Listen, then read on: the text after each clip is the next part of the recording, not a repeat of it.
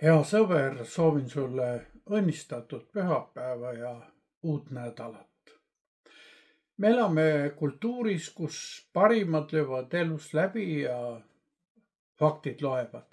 Oluline on ikka tulemuslikkus. Kuid täna räägib Jeesus loo meestest, kes olid pühakotta läinud palvetama. Ühel oli mille üle uhkust tunda. Tema oli nii-öelda edukas, teisel polnud Jumalale mitte midagi näidata. Kuid kuulakem, kuidas evangelist Luukas sellest sündmusest kõneleb. Luuka evangeeliumi 18. peatükk, 9-14 salm. Mõnedele aga, kes olid enestele kindlad, et nemad on õiged ja panid teisi ei millekski, rääkis Jeesus selle tähendamissõna. 2 inimest läksid üles pühakotta palvetama. Üks oli variser ja teine tölner. Seisma jäädes palvetas variser endamisi. Oh Jumal, ma tänan sind, et mina ei ole niisugune nagu muud inimesed. Röövjad, ülekohtused, abielurikkujad ega ka niisugune nagu see tölner. Mina paastun 2 korda nädalas. Annan 10 kõigest, mis ma saan. Aga tölner seisis eemal ega tahtnud silmigi tõsta taeva poole, vaid lõi endale vastu rindu ja ütles, oh Jumal, ole mulle patusele armuline. Ma ütlen teile, tema läks alla oma kotta õigeks mõistetult, mitte too teine, sest igaüht, kes ennast ise ülendab, alandatakse. Kes aga ennast ise alandab, seda ülendatakse. See on Jumala sõna ja püha evangeelium.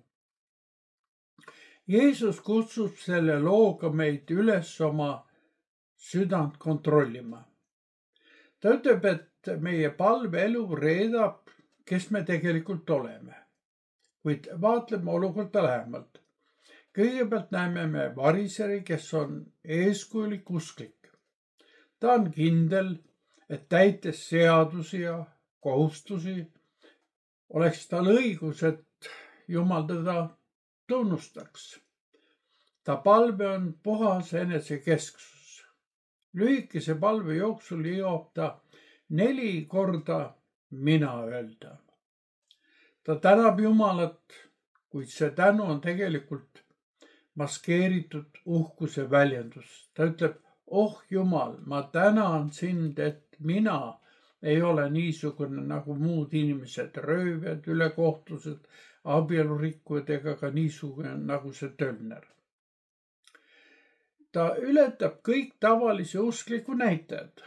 Ta paastub 2 korda nädalas, kuigi seadus nõudis seda 2 korda aastas. Ta andis 10 kõigest, mis ta sai, kuigi 10 nõuti ainult viljalt, õlilt ja veinilt.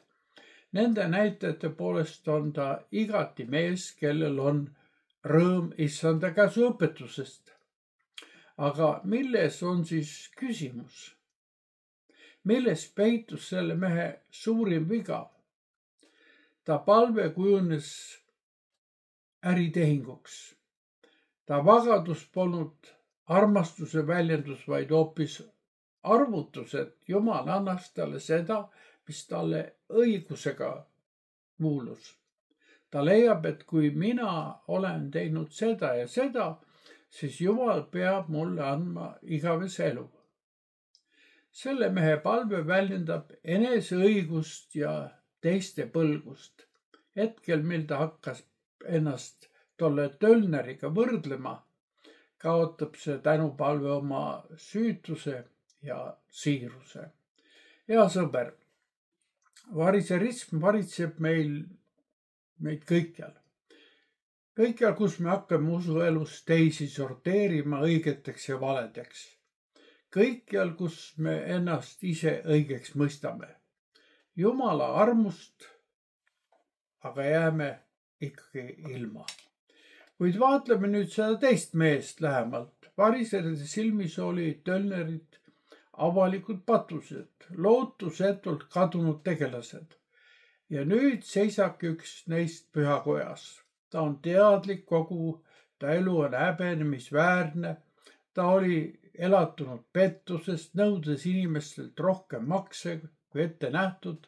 Selleks, et uuesti tunnustust leida, pidanus ta kõik tagasi maksma. Aga see oli juba praktiliselt võimatu. Ta teab, et ei saa kunagi oma süüd kuidagi heastada. Nii ta seisab seal eemal. Ta ei julge isegi oma silmi taeva poole tõsta. Kahetsuse märgiks lööb ta endale vastu rindu, tunnistades, et see, mis temaga on juhtunud, on tõepoolest südameasi. Tölneri palves puuduvad suured sõnad. See on lühike ja keskendub vaid ühele. Oh Jumal, ole mulle patusele armuline. Ja me näeme siin 3 momenti. Ta pöördub Jumala poole, ta tunneb, et ta on patune ja ta palub halastust. Sellel mehel polnud Jumalale midagi muud öelda, kui oma patusust tunnistada. Ja siis tuleb üllatus, Jumal mõistab ta õigeks. Ta läks variserist mööda ja halastas tölnerile. Miks? Sest alandus ei ole vaid vaga harjutus, see on äratundmine, et meil pole midagi, millega võiksime Jumala ees seista. Ei ole midagi, mis võiks meile igavese elu ja õndsuse tagada. Me saame selle ainult Jumala armust.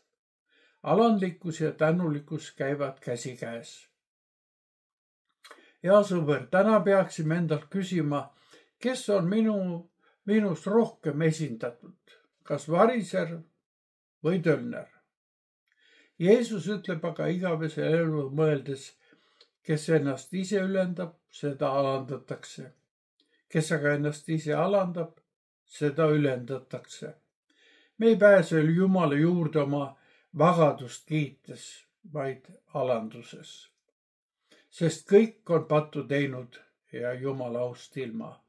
Ja seda tunnistades ta ülendab meid.